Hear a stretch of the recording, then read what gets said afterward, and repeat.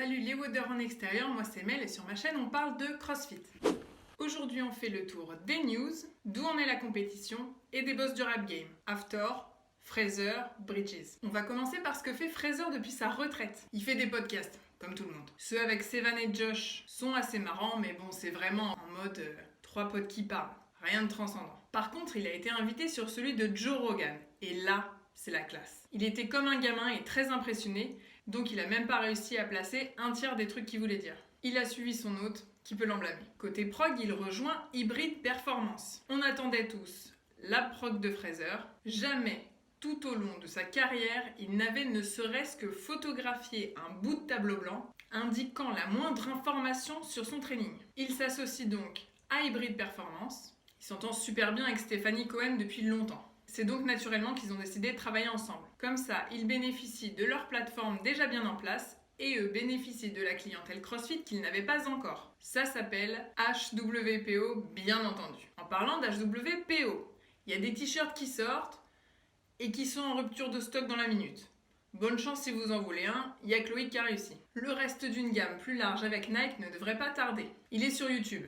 Hashtag comme tout le monde. On s'est délecté de la visite de son home gym quand il nous a montré tous ces petits gadgets plus ou moins inconnus. Oui, Fraser possède et se sert régulièrement d'une roue à abdos ajoutée au panier et il a une espèce de roulette infernale pour travailler les avant-bras ajoutée au panier. Il lance également une marque de supplément qui va s'appeler Podium. Vu comment rien que le fait qu'il mentionne qu'il prend de la bêta-alanine ajoutée au panier, dans le podcast de Joe Rogan, fait péter les ventes de ce supplément. Le truc est littéralement en rupture de stock sur tous les sites, alors que personne calculait ce supplément avant. On ne peut qu'imaginer le succès de cette marque. Il s'associe donc avec Marston Sawyer et Heber Cannon. Vous les connaissez pour être les réalisateurs des documentaires CrossFit, qui se sont lancés en indépendant après s'être fait virer par CrossFit HQ quand Glassman a commencé à péter son câble. On les a donc vus récemment nous faire visiter les locaux, tester les suppléments en direct. Marston et Heber représentent un peu Monsieur Tout-le-Monde, pendant que Fraser représente l'élite. Il n'y a pas de raison que ça marche pas. Les ventes vont débuter en Amérique du Nord avant d'être diffusées dans le monde entier. Il s'est aussi lancé dans une rénovation et un déménagement. Son home gym, il va envoyer du lourd. Il a acheté une deuxième propriété dans le Vermont d'où il est originaire après sa petite escapade fiscale dans le Tennessee. Côté entraînement, il fait principalement des biceps curls. Plus, apparemment, sa fiancée lui a interdit de perdre son cul. Il doit le travailler hors caméra. Il mange du brocoli et du poulet en pesant ses quantités pour la première fois de sa vie, vu qu'il s'entraîne beaucoup moins. Il a annoncé qu'il était parti sur un objectif esthétique. Apparemment, ça l'était pas avant. C'est tout pour les news de Fraser. Ça se fight. Dans la catégorie des petites embrouilles qui ont pris des proportions gigantesques, nous avons Hafthor, Björnsson et Eddie Hall. Si vous n'êtes pas familier avec les compétitions de strongman, vous connaissez forcément Hafthor qui joue la montagne dans Game of Thrones. Eddie Hall détenait depuis des années le record du monde du deadlift. Hafthor lui a piqué en 2020 pour un petit kilo. Ils ont respectivement été homme le plus fort du monde en 2017 pour Eddie Hall et en 2018 pour Hafthor. Eddie Hall avait battu Hafthor de justesse qu'il avait accusé de tricher, ce qui avait commencé l'embrouille. Juste après avoir battu son record du monde, Hafthor a lancé un défi à Eddie en lui disant « Je viens de mettre KO ton record, maintenant je suis prêt à te mettre KO sur le ring ». Ils ont reçu un contrat de 7 chiffres par la société Core Sport. Les deux l'ont signé. Désormais, il semble que les deux géants vont s'affronter lors d'un match de boxe anglaise. Depuis, c'est la guerre sur les réseaux. Hafthor a radicalement changé de physique. Bon, faut dire qu'il partait de 205 kg pour 2,05 m. Il s'entraîne régulièrement avec Annie Toris de tir pour une grosse partie du cardio et il a des entraînements spécifiques pour la boxe. Ils ont tous les deux des abdos apparents pour la première fois depuis des années. Pourquoi je parle de ça ? Déjà, je fais ce que je veux. Et deuxièmement, il y a des crossfitters dans la suite de l'histoire. En parallèle, l'embrouille entre Josh Bridges et Dave Castro continuait sur les réseaux, à grands coups de taillade dans les deux sens. Josh a donc proposé à Dave Castro de l'affronter également dans un match de boxe.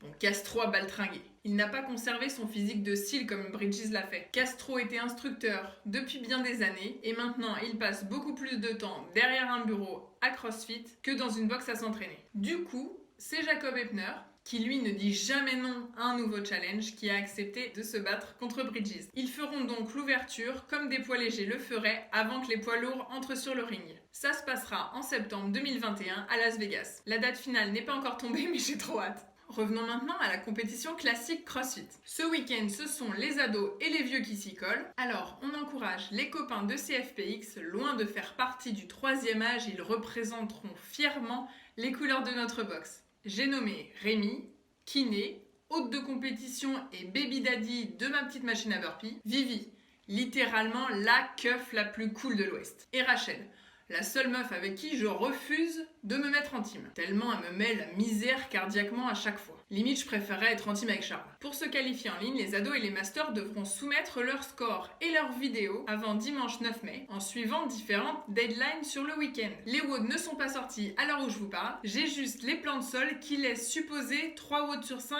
identiques. Bon, déjà que les teams se sont tapés les mêmes WOD que les indives, et que ça avait bien février Froning, qui avait fait un post en demandant si c'était une blague ou un throwback Thursday. Mais tout sera sorti à l'heure où le mari sera en train de monter. Sorry love. Fais-nous une belle incrustation des WOD maintenant. Les athlètes doivent utiliser un juge diplômé pour chaque WOD et en plus il faut transmettre la vidéo. Ceux qui veulent avancer plus loin dans la compétition doivent transmettre les scores et les vidéos simultanément. Pareil que pour l'Open, il faut qu'on voit toutes les zones de travail, que les standards soient respectés. On ne filme pas avec la webcam qu'on avait à 14 ans sur MSN ou AIM. Pour les plus vieux et les plus geeks d'entre nous. Et comme CrossFit n'est jamais à court d'idées, ils nous ont pondu les Occupational Games le même week-end. En même temps que les ados et les vieux, on pourra se battre contre des gens qui font la même profession que nous. Bon, enfin, si t'as un boulot un peu badass. Comment ça, y a pas de catégorie assistante juridique dans un cabinet comptable ? Parce que là, j'avais vraiment une chance de briller. Ça aura lieu du 6 au 10 mai et les catégories sont militaires, forces de l'ordre, pompiers, personnel de santé, étudiants universitaires et professeurs des écoles. C'est tout pour cette semaine. On se retrouve très vite. Merci pour vos abonnements, vos likes et vos partages. À très vite.